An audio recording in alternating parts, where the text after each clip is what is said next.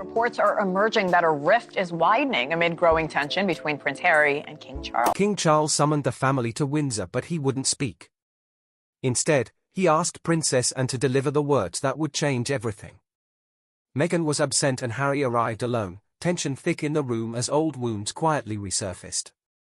Then Anne stood, calm but firm, and revealed the king's final wish. It wasn't the plan anyone expected. What followed wasn't just shock, it was emotional collapse. William froze, blindsided by the weight suddenly placed on his shoulders. Harry, already fractured from the family, felt the door closing for good. Voices rose. While the room reeled from the news, one thing became painfully clear: this wasn't the end of the conflict. It was the beginning of something far more explosive. But no one could have predicted what Princess Anne would reveal next. Princess Anne stood up, and in that moment, silence gripped the room. Even the harshest critics of the monarchy would have paused if they'd seen what followed. There was no royal fanfare, no ceremony, just a truth so raw that it cracked the polished walls of tradition. With the weight of her brother's legacy on her shoulders, Anne spoke not as a princess but as the one person King Charles trusted most to deliver the one message that could fracture or fortify the royal family forever. What she revealed wasn't an announcement, it was a reckoning. King Charles, now weakened by illness but still deeply aware of the fragility of the crown, had made a choice, not one driven by favoritism or sentiment but by survival. He'd seen the chaos the monarchy had weathered over decades: divorces, scandals, accusations, and knew the next move had to be one of vision, not comfort. So he turned to Anne, not William, not Camilla, not even a royal advisor, Anne. Because in a family that tiptoes around truth, she never flinched from it. Her words were deliberate but devastating. Charles's final wish wouldn't hand everything to William on a silver platter.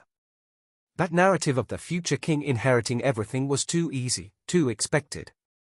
Instead, the king had mapped out a symbolic distribution of influence, roles, and responsibilities that looked beyond bloodlines and titles. William would, of course, inherit the throne. That was never in question. But Charles had chosen to acknowledge other dynamics, fractured relationships, public perception, historical echoes, and built a plan that might finally stop the cycle of destruction tearing the family apart. For Harry, the implications were staggering. The king's decision didn't erase him, but it didn't restore him either. It placed him in a space no royal had occupied before, acknowledged but out of reach. The inheritance wasn't about wealth, it was about positioning, about who gets remembered as the future and who fades into footnotes. Anne made it clear that this wasn't done out of spite. It was done to keep the monarchy standing. And there in that private room, filled with centuries of legacy, Anne delivered her brother's verdict, not just on his sons but on what he believed the monarchy needed to survive. Her blunt honesty, so often seen as severe, became the only tool sharp enough to cut through the tension. And as the shock settled, so did the dread. Because if Charles had made this kind of decision, one so carefully guarded and symbolically loaded, then it meant something even deeper was driving it. But behind the king's bold choice lies an even deeper story, one rooted in history and heartbreak. To understand the king's final wish, we have to go back to a time when royalty was built on unexpected turns. Because Charles's path to the throne wasn't one of inevitability. It was shaped by sacrifice, scandal, and silent duty. It all started with a single decision that rocked the monarchy nearly a century ago when Edward VII abandoned the crown for love. No one knew it would set in motion a domino effect that would redefine royal destiny. His brother, George VI, reluctantly became king. And when he died young, a teenage girl never groomed for the throne was thrust into power.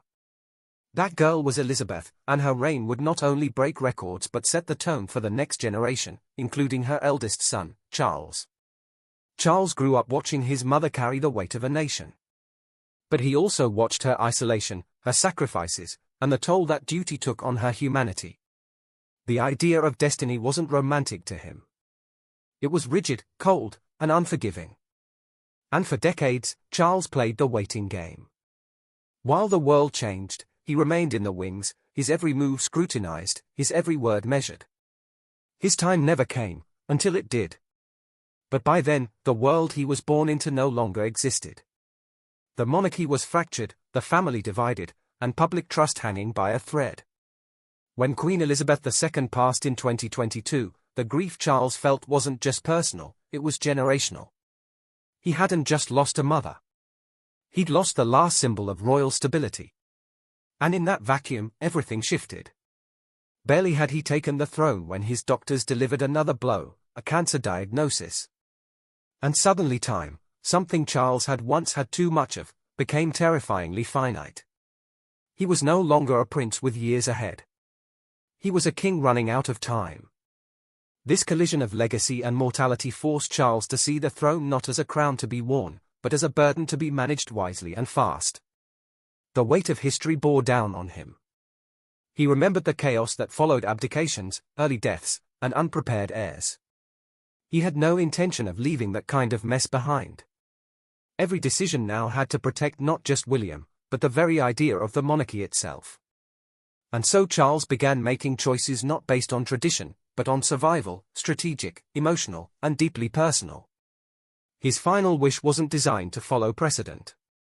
It was designed to break it, if it meant preserving the institution that had shaped and scarred his entire life. Because the king had lived long enough to see that the past wasn't a script to follow, it was a warning to rewrite. Now, as the clock ticks on King Charles's reign, the next chapter begins preparing behind closed doors. While the world watches Charles, another power quietly rises beside him. In the shadows of a monarch's final years, a new foundation is being laid, deliberate, silent, and unstoppable.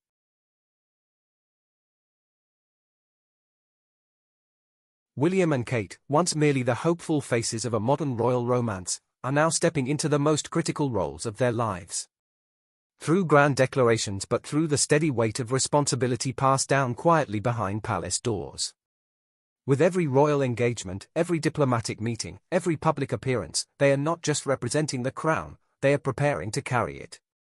Long before Charles's health forced the conversation, the shift had already begun.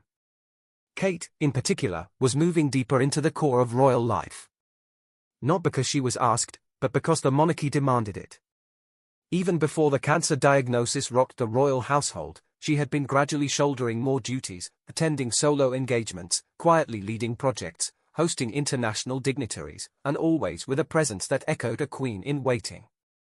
Unlike others who resisted royal expectations, Kate never flinched.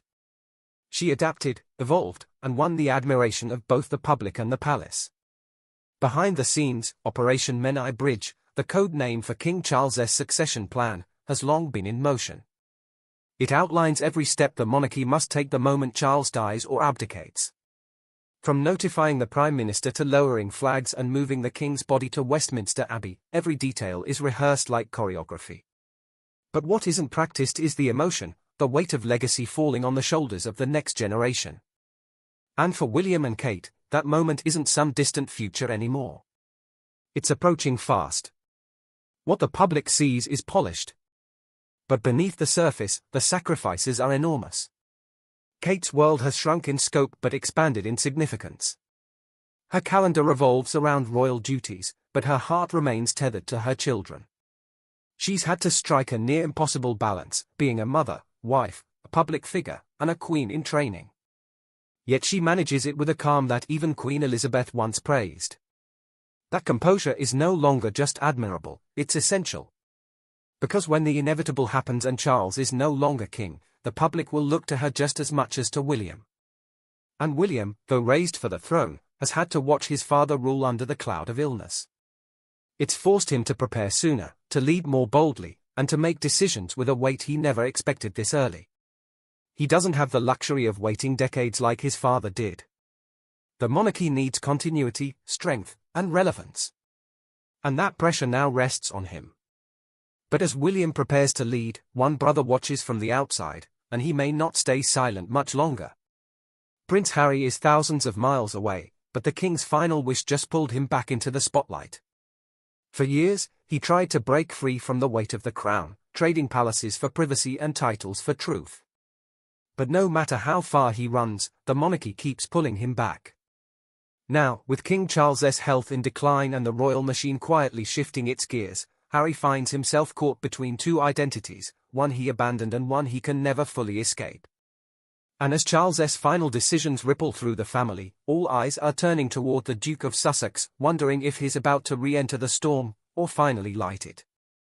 Ablaze, his relationship with the royal family remains fractured beyond repair. Some say, though public statements speak of love and respect, the actions behind closed doors tell a darker story. He and Prince William haven't spoken meaningfully in years. The wounds from Meghan's entrance into the family, their dramatic departure, and the infamous Oprah interview never healed. And Spare Harry's explosive memoir made reconciliation even harder. But what few realize is that Harry didn't empty the vault with that first book. Sources close to him claim there's more, a second manuscript, more pages, more revelations, and they are waiting just like he is for the right moment. Now, as King Charles fights his own private battle and William prepares for the throne, whispers grow louder that Harry is watching and writing. Royal insiders believe another memoir is coming. This time, timed for after Charles's death. And unlike Spare, this one wouldn't be filtered through grief. It would be sharper, unrestrained, and possibly irreversible. But why wait? Why hold back now? Because some say Harry is still torn, still hoping deep down for a door to reopen. But what if that door no longer exists? Could Harry ever return to royal life under William's reign? That's the question echoing across the monarchy. Technically, he's still a prince, still a blood royal, but titles mean nothing when trust is gone. For William, Harry's actions crossed lines that can't be uncrossed. And as king, William would have the power to define exactly where Harry stands or doesn't stand at all. Some believe there's a sliver of hope. That if Harry reached out, if the timing was right, the brothers could repair what's broken. But others warn it's too late. That each new interview, each public jab, each quiet slight only pushes Harry further out of the fold.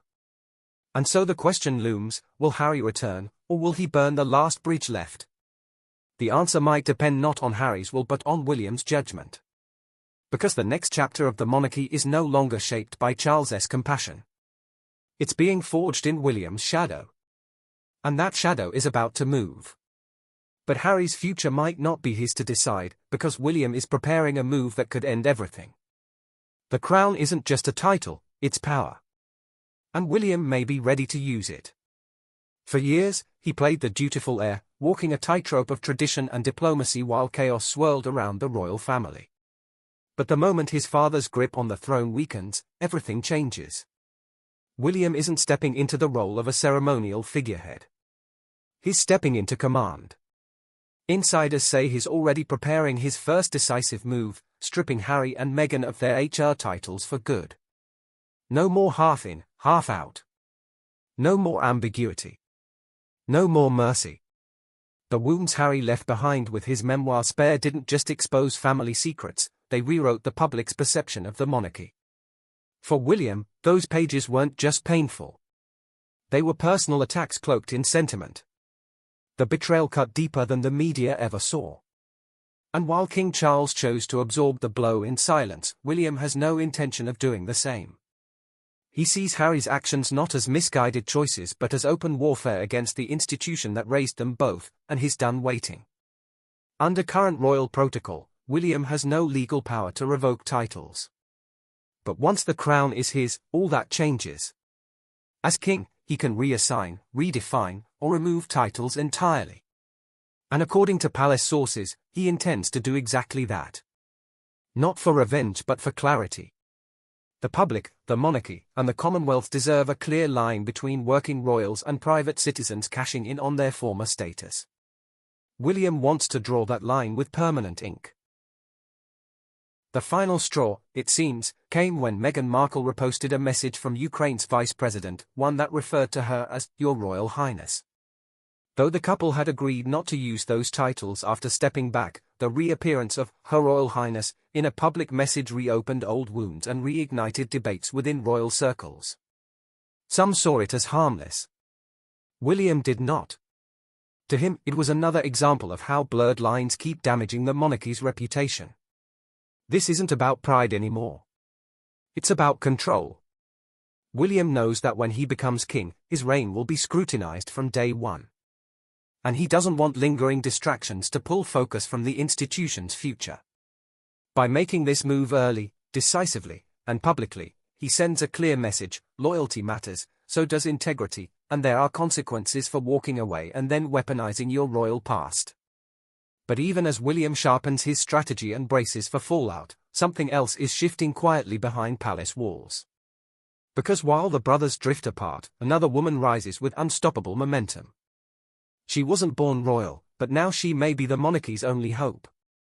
In a family built on lineage, bloodlines, and centuries-old privilege, Catherine Middleton entered from the outside, quiet, composed, and underestimated. She carried no titles, no ancient heritage, no aristocratic legacy. Just grace, grit, and the one quality the monarchy has always feared yet desperately needed: authenticity. She didn't fight for the spotlight. She didn't demand reverence. She earned it moment by moment, through silence when it would have been easier to speak, and through dignity when the world was watching, waiting for her to crack. From the start, her path wasn't easy. While Queen Elizabeth saw something rare in Kate, a young woman with the steadiness of a sovereign, Camilla saw a threat. Kate was the outsider who became the favorite, the woman the public adored without effort, without scandal, without controversy. She didn't have to erase her past or reinvent herself. Her very ordinariness became her power. And within palace walls, that kind of quiet strength is far more dangerous than rebellion. When Meghan Markle accused Kate of making her cry during the now infamous Oprah interview, the palace braced for damage. But Kate said nothing. No interviews, no rebuttals, no drama, just silence. And that silence didn't make her look guilty. It made her untouchable.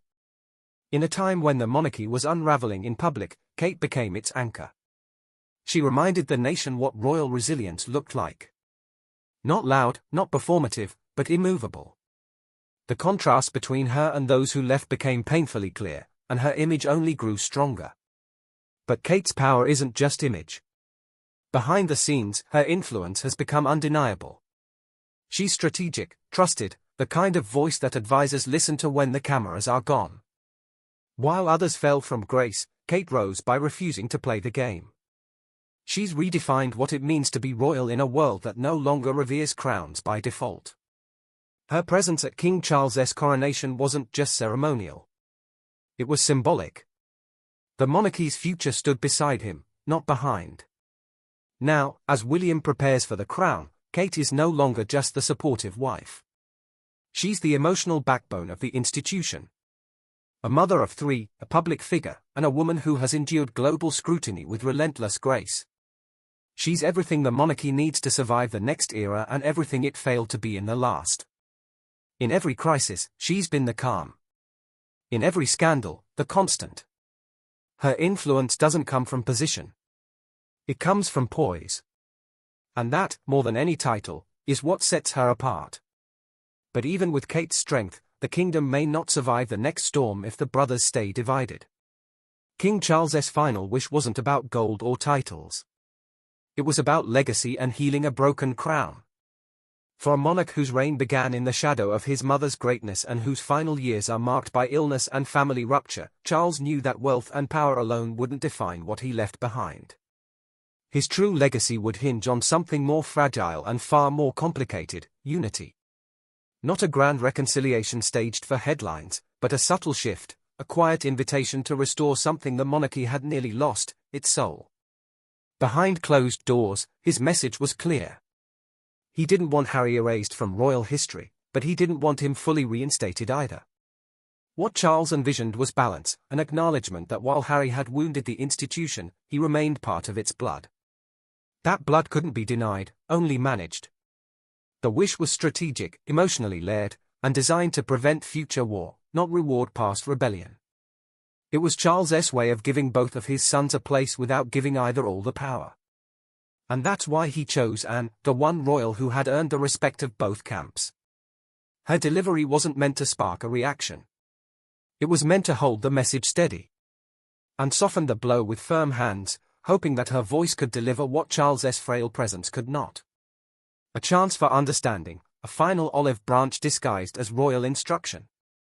But even she knew that delivering the wish was the easy part. Whether it would be honored, that was something entirely different. Because reconciliation, no matter how carefully offered, depends on two people reaching across the same fire, and Harry and William still seem to live on opposite shores. The palace can prepare for coronations, issue carefully crafted statements, and orchestrate centuries-old rituals, but it cannot force peace. It cannot erase betrayal. And it cannot undo what's been written and broadcast to the world. Charles's wish may have opened the door, but it's William who must decide whether to walk through it.